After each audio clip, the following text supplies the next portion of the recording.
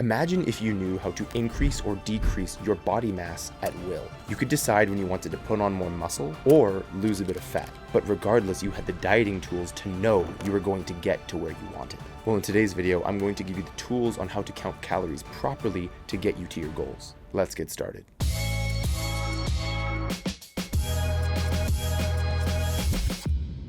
Here is something I want you to remember. What gets measured gets managed. I say this first because in a lot of senses, calories will come down to a simple equation. But somewhere along the line, I have personally got overconfident in my eyeballing abilities, forgotten I should be measuring, and taken my body in the wrong direction. So after you learn what I'm about to teach you, use it. Let's jump in. Think of calories like units of energy. For each one you eat, you have some more energy, and for each one you burn, a little less. Now, when you eat energy in surplus, the body is designed to store it for future use. And when you burn energy into a deficit, the body must draw on its existing stores. So when you hear bodybuilders talk about bulks and cuts, they are essentially referring to being in intentional surpluses and intentional deficits. A surplus will add to the body in terms of fat or muscle or both, and a deficit will draw from the body in terms of muscle or fat or both. Now, every single day, the body has something called a BMR, a basal metabolic rate. Your BMR accounts for the majority of your caloric burn each day. This is essentially the number of calories or energy that your body needs to go about its basic functions. Walking takes energy, breathing takes energy, blinking takes energy, all the way down to cellular division takes energy, and so forth. Essentially, anything a dead guy's body doesn't do takes energy. Now, on top of your BMR, all extra exertion burns calories too, of course. So when you go to the gym and work out, or you go for a run, you're adding on top of that total BMR number for the day. Moving on, as you know, all food, or at least most food, contains calories. So whatever you're putting into your body is an essential equation to be balanced with your BMR and additional exertion, depending on your goals. Now, at this point, you're probably asking yourself how to actually keep track of these calories. So let's get into measurement. There are really three measurement tools that you're going to need. The first is a digital food scale. The second is a conventional bathroom scale, and the third is a calorie counting application. As a note, and before you ask me, I've used basically all of the calorie counting apps out there, and they're pretty much all the same. So just pick whichever one you see and you happen to like. I used MyFitnessPal for years, but I recently switched to Cronometer.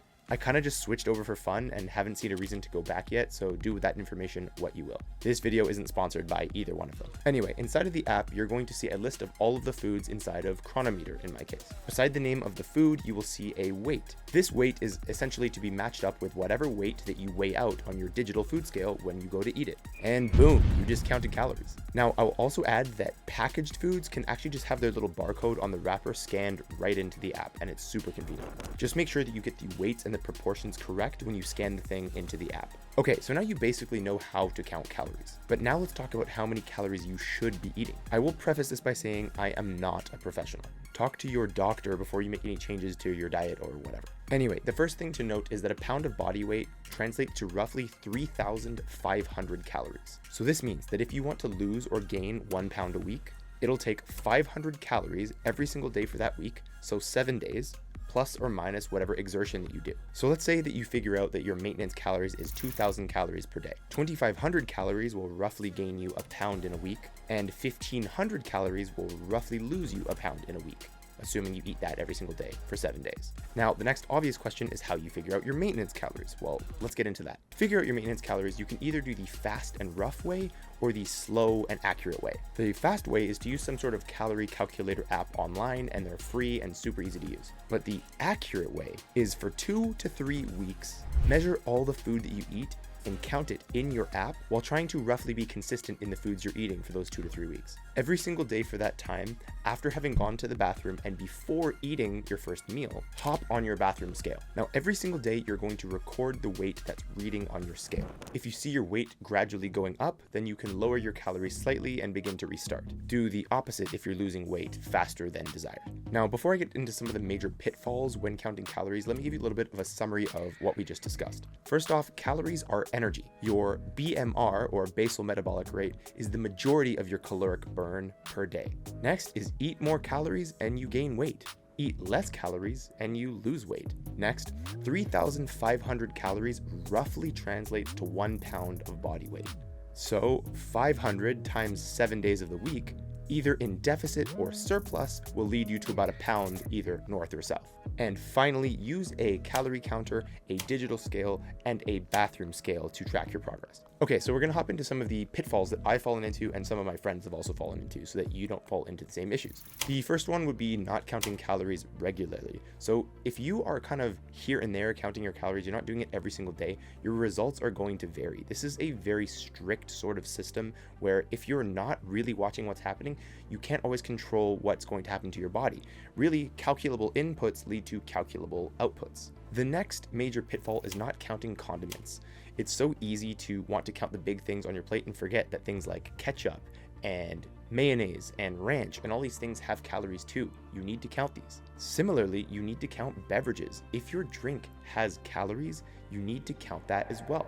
The next pitfall, which is specifically for people trying to lose weight, is not distributing your calories throughout the day. It's very tempting to want to front load all of your calories because you're hungry maybe from the day before or you had a big workout. But when you do that, it's very easy to have your cravings turn into binge sessions. And the reason why is because you haven't dispersed your calories and practiced some level of moderation throughout the day. The next pitfall is not realizing that your calorie counting journey and weight loss or weight gain journey are moving targets. So let me explain.